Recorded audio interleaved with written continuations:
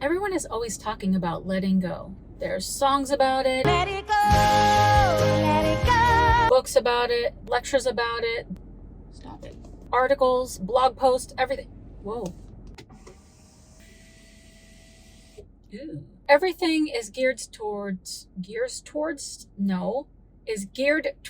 this thing's gonna drive me absolutely crazy. Stop moving. Need a better setup in here. We have a lot of information on letting go, and yet and still it is one of the hardest things to do because we're more set up for the known. It is very hard to get a grasp on the unknown because it's unknown. I've just been thinking about this because it's not, I don't know what I'm trying to say. And I started thinking about this because I recently let go of my camper van, Snoopy Senior, and now I have this SUV, this car, Snoopy Junior. And I was thinking about how hard it was for me to make a decision to let go of my van, even though I really wasn't using it. And it took many months of gearing up for letting go. I talked about this in my last video, but since I've let it go, I've had even more thoughts. And it's a topic that, again, is so talked about, but nobody's talking about what do you do after you've let go. And some of the things that we have to let go of are very hard things. Now, letting go of my van was really only hard because it was part of, quote, my identity for a few years. That's what I was doing. That's who I was. That's what my channel was about. But the bigger thing was the memories I had with my dad, building the van, my mom and my dad.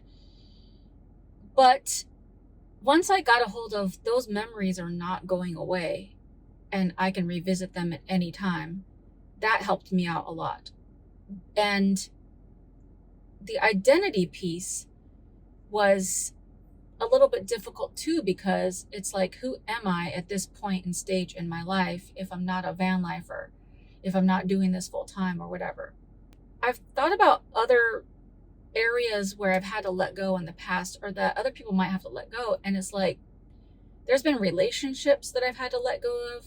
That means romantic ones and friendships, letting go of a job that wasn't productive anymore for me as a person, letting go of thoughts I had about my future, just a bunch of things, ideas and thoughts and desires that I once had but no longer have. Like when I was a kid, all I wanted to do was be a famous singer. And I really didn't care if I was famous. I just wanted to sing for a living. And once I made a CD, I was like, I hate this industry. Everyone's shady and I don't want to do it. I just want to sing for the pure joy of singing. And so I just didn't pursue it. But I was able to let go of that. But this video is not about that, because I kind of talked about that in my last video. This video is really about the afterwards of letting go. So just now that you've let it go, you have more room in your life to become part of the snack pack. So all you gotta do is hit that subscribe button and the notification bell and throw a like on it. For the example of my van, the van is now gone. It's no longer part of my life, but it is still part of my story. And trying to now weave that into something new is not easy. But now that I've let go, and now that I realize like the van is actually gone, like at first I still had this hesitancy, because it felt like the van was, even though it was gone, I just felt like, is the van really gone? It's just like kind of an acceptance piece. The van is gone. And since then, now I'm like, now that that part is gone, it freed up mental space in my brain to think about new things. It did it automatically. I didn't have to do anything extra to have that happen. It just did. And I've noticed in the past few days, listen, I have all the ideas in the world. Like I am an idea person. I can generate idea after idea after. That's one of my superpowers, is ideas. If you have something that you're working on or something that you have quit, like, what should I do next? Like, I will always have ideas. I have all the ideas. That is just something that my brain is curious and creative, and I just always have ideas. So I've never had a lack of ideas. But when I get stressed out or depressed, it's like, even though I'm still having ideas, it doesn't feel like I want to do anything with those ideas. It's kind of like, who cares? Yeah, you have these ideas, but what are you going to do about it? But now that I've let go of that chapter of my life, the ideas are flowing, but they're like sparked with joy, like happiness, like I'm excited again. Because at one time, some of you that have been watching this channel for a while know that I changed my channel name from Travel Snacks to my own name because I wasn't traveling. But I changed it back because I was thinking, like, it doesn't matter the name of the channel. And I didn't want to change the name of our community, the Snack Pack. I don't know, that was like the main reason I changed it back, because I was like, I still, no matter what, want to call our community the Snack Pack. So I changed it back. But then there was always this thing like, oh, you got to do travel related content. And I was like, but I'm not doing that. And I felt a lot of pressure to do it. But when I got rid of the van, now I'm like wanting to travel, wanting to go do new things, wanting to check out the back seat and like lay it down and figure out, how would I fit back there? What would I put? Would I bring a sleeping bag? Would I have just blankets? Would I need a heater? Like all the things that I thought about when I was living in my car, all those thoughts and ideas are coming back. I actually this week went back and started watching some of my old videos and videos of people that are living in their car, because I'm just like getting that spark of creativity and curiosity again. And it's very exciting. Some of you are also going to laugh or be like, there she goes again, because when I started thinking about doing some little journeys or trips in this car, I was thinking about, well, one of the number one things for me is making sure that I have somewhere to go to the bathroom, because I'm not going to pull over to every 7-Eleven, grocery store, or Starbucks that I see, especially in the middle of the night. I'm not going to park and then get up at 2 a.m. and go try to find somewhere. So I was like, am I going to get another one of those pee funnel thingies? Am I going to get some adult diapers? Am I going to try some new things? So I came up with a bunch of things. I was on a deep dive about toilets, especially because now I have more room here. So I was looking at little like campy toilets, little homemade things, all kinds of things. So I'm pretty sure I'll make a video about that. I don't know. We'll see. But we're back. So it's just something I've been like, okay, there's going to be things that I'll do differently this time, and some things that'll be like, nope, that thing worked, I'm going to stick to it.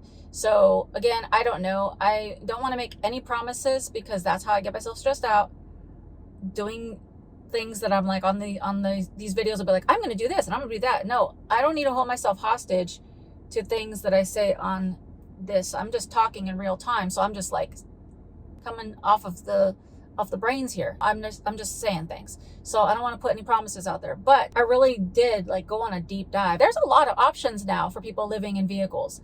So it's pretty exciting, and I probably will share it, but again, no promises. And I'm also thinking about things that I've always wanted to do. Like I always want to try different things, like staying in a treehouse, staying in a yurt, staying in a castle, staying whatever, just like in a mansion, just trying to figure out different ways to get new experiences in my life. Now, one of the issues when I was traveling was loneliness. So of course, I am not going to probably be doing this full time, because I got a job and I got to work. But I'm starting to think of how I can make the most of these opportunities and go do more things. And all these things started happening once I let go. There's a transition period, I think. I think it's like, especially when it's got to do with something that's a little more emotional, like when it comes to relationships with people. But again, the same thing, if I'm looking back, is whenever I would let go of a relationship or the expectation I had for that relationship, there was a time of grief or sadness or whatever the feeling of losing that relationship. But then things became more clear. I started to think about things that were happening in that relationship that probably weren't aligned with me, or it was the right time to end the relationship.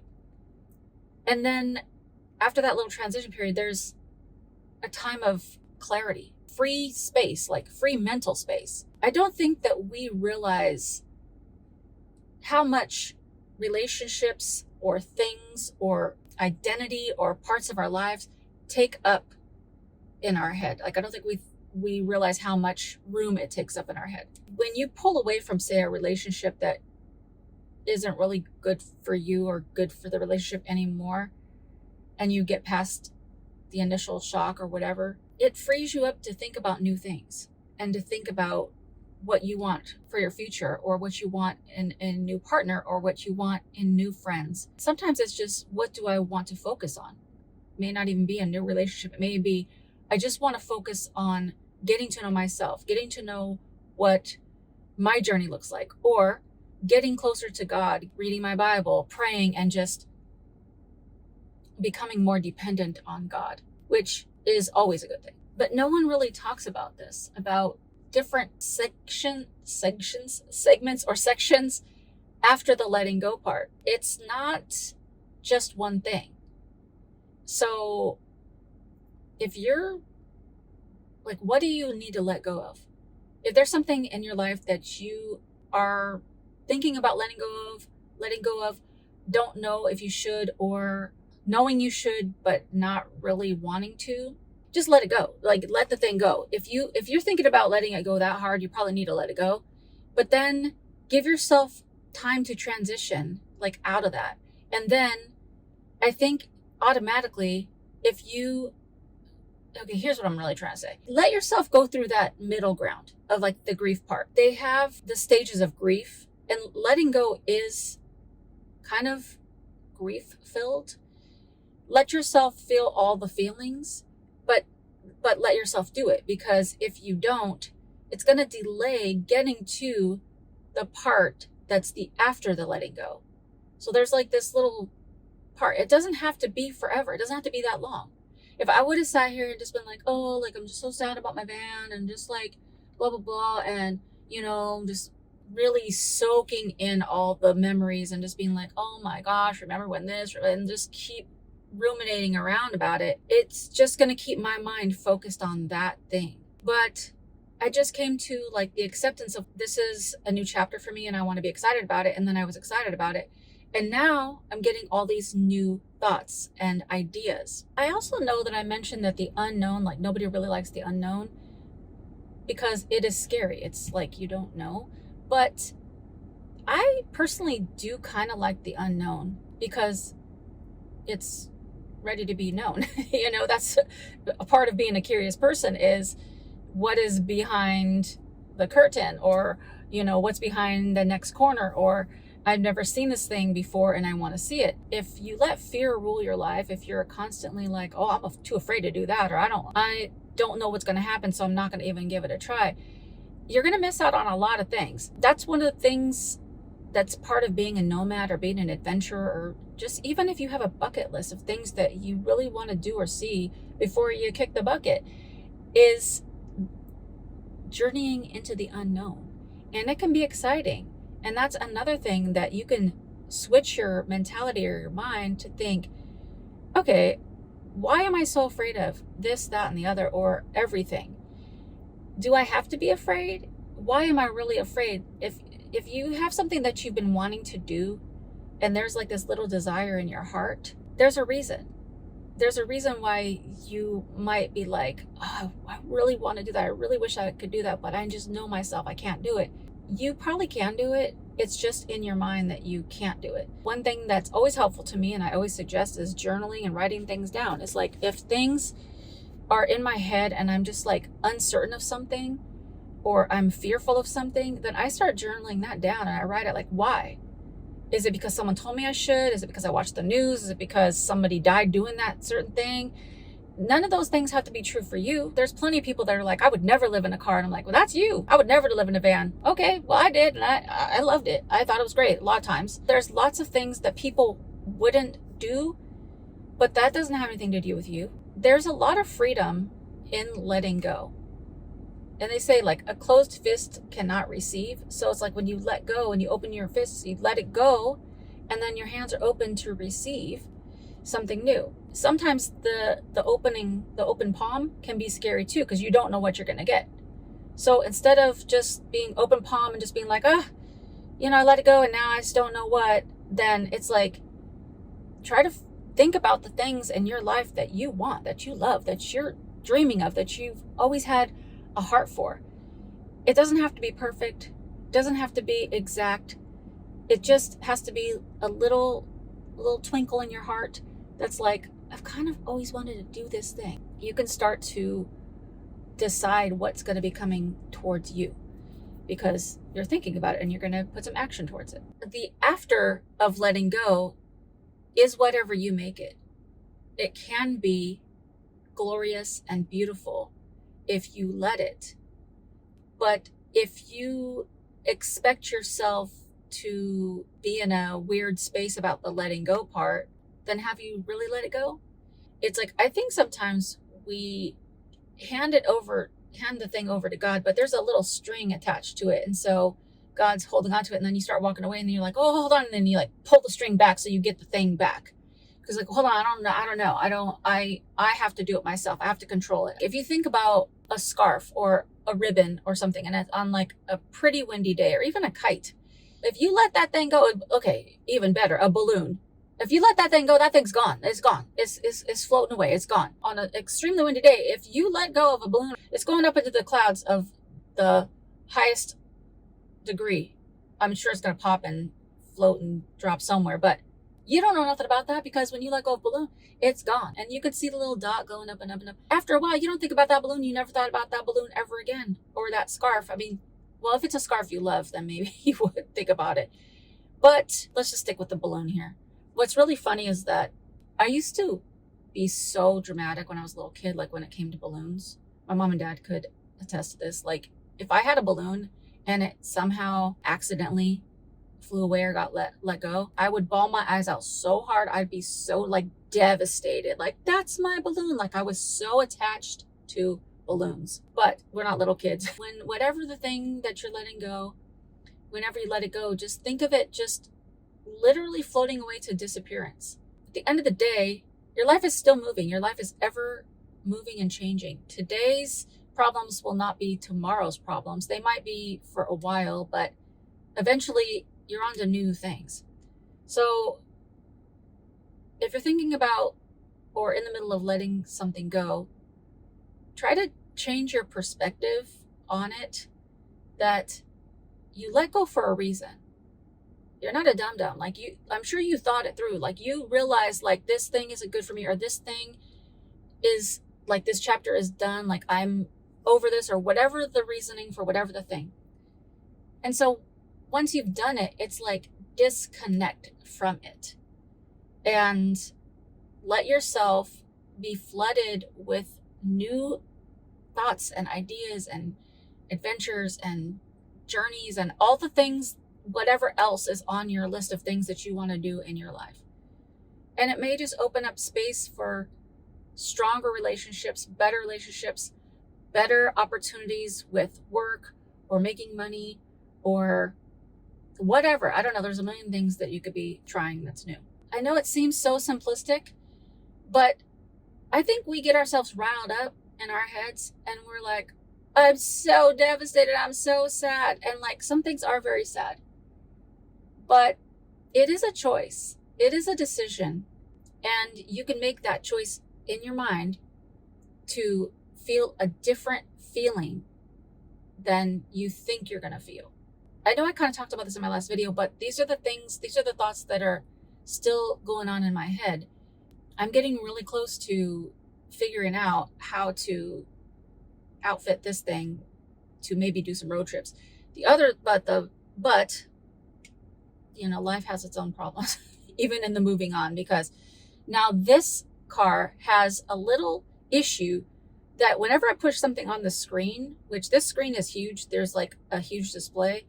Occasionally I'll be driving and I'll hit something on the screen and it'll shut my AC off, put it to defrost, and make the air start blowing at like the highest blowing speed. and then I can't push any buttons to change that for like a minute or something. So I just got this car and it's already having this problem. So I think I need to take it in, and they were like, oh, it's going to take 7 to 10 days to diagnose and fix and whatever. I'm like, bro, you need to chill with that. So they're trying to find out if I can get a loaner. I'm like, I just got the car. I don't have my van now, so I'm going to need another car. I'm going to need a loaner. So if I get a loaner car, then you'll probably see some videos in the next few weeks in that loaner car, which is kind of going to suck because I'm really jazzed up, like, to start doing some things, at least going on some road trips or doing something. I don't know what it is, but I'm just like ready to go, even if it's just driving around, like looking at different things around Texas. Like, I don't know, I'm just in that almost like weight lifted off my shoulders feeling, and I'm ready to just let it fly, let it go, and move on, and really just be joyful and be grateful for what I have now. So until next time, bye for now. Snack time.